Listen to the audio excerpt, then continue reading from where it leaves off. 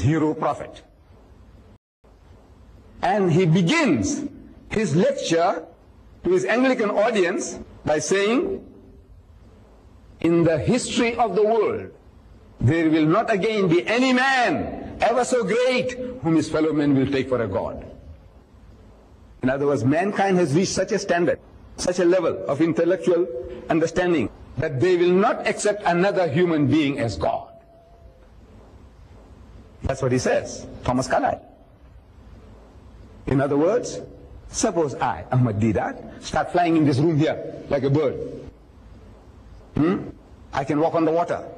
I can give life back to the dead. I can tell you what you got how much you got in your pocket. And I can give you every number of every notes that you have in your pocket. Will you accept me as your God? No, the man says, no. So how does he do it?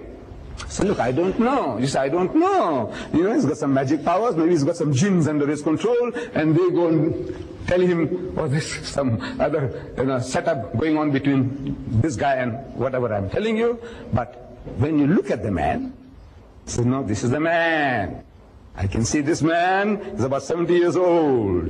Before 70, he wasn't here. After, he won't be here for another 70. That's guaranteed. If I had a gun, I can shoot him. I can strangle him. No. All these thoughts go through your mind. He's a man, he's a man, he's a man. No man what he can do. What great performer of miracles the man he is, but he is no God. This is the intellectual level that mankind is supposed to have reached.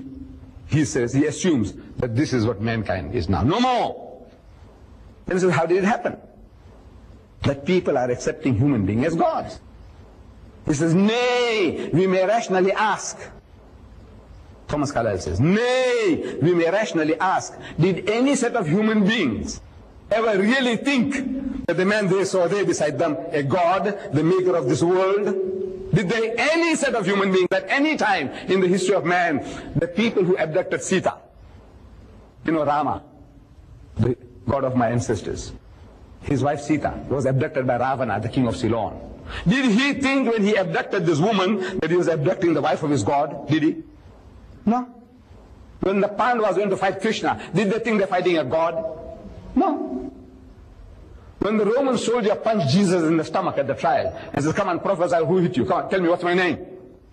Did he think that he was hitting his God, punching his God? No. When the other soldier supposed to have lanced him on the side with a spear, did he think he was lancing his God? The answer is no. The contemporaries, how did it happen? He says, no. The way is, we are now living 2,000 years after the event, and people, when they read the stories, it sounds like fairy tales. This is man, it could have happened. You know, he was floating about, here, there, everywhere. You know, he's here, he's there, he's everywhere. Like Ahmad Didat. You know, I was here about a week ago. You know that? Well, that's 19th of June. It seems like yesterday, no? See? And then he said, look, the guy was there, and he was here, and he was in Birmingham. And but you know how it's happening. He says, I left Birmingham this morning, I came here, I'll be back again tonight, tomorrow I'm in Blackburn, and next night I'm in Bradford, and then I'm back home, and I'm here, there, and back again. But now you know how it's happening. I'm not a ghost. I'm not a spook. Look, I need transport, this, that, everything to make all these things possible. But the man is saying, well, I saw him in Birmingham yesterday, man. I said, no. I saw him in Bradford.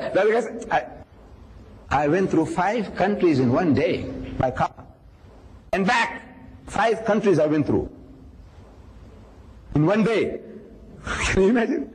It was in the UAE. So I was traveling with a car from Abu Dhabi to Dubai to Sharjah to 5 countries. There are 7 little states, city-states. I went through 5 countries in one day and back again. What was I? A spook? A ghost? No. I said, look, this is how I went in a car, good car. I was going to do a certain job at the end of this UAE, and I had to come back again. So, but now, when you are reading the stories, like a fairy tale in the book, the Bible, it's like a fairy tale. So when you read something like a fairy tale, you have a right to assume that this is myth. It's a fairy tale. Jeffrey Hunter, I don't know if you know his name, Jeffrey Hunter. He acted as Christ in one of these films called Jesus. No, this is The Day of Triumph. There was a film about Jesus. He had to walk up the hill. They took this shooting, they did it in Jerusalem. Mount Zion, outside Jerusalem. And for the filming, they had to make him to walk up the hill. And he walked up the hill and panting for breath and sweating. He's a Christian, good Christian. When he went through this, acting Christ, he said, you know, for the first time in my life, I realized how human Jesus was. But look, if he walked these hills, he must have also been panting for breath and sweating. Like, then I realized that how human Jesus was. Otherwise you think he is a Superman. Something more than Superman, what Superman does on your films, you know, Superman 1, 2, and 3. This Jesus was doing all that sort of things, you know, like a mythology. So, the Quran comes to testify. In the ayah I read to you, from Surah Nisa. Surah Nisa. And it is a good practice, I'm suggesting, recommending to my brothers and sisters, that when anybody makes reference to the Quran and he gives you the reference, make a habit of going home and checking up. Not that you distrust the speaker.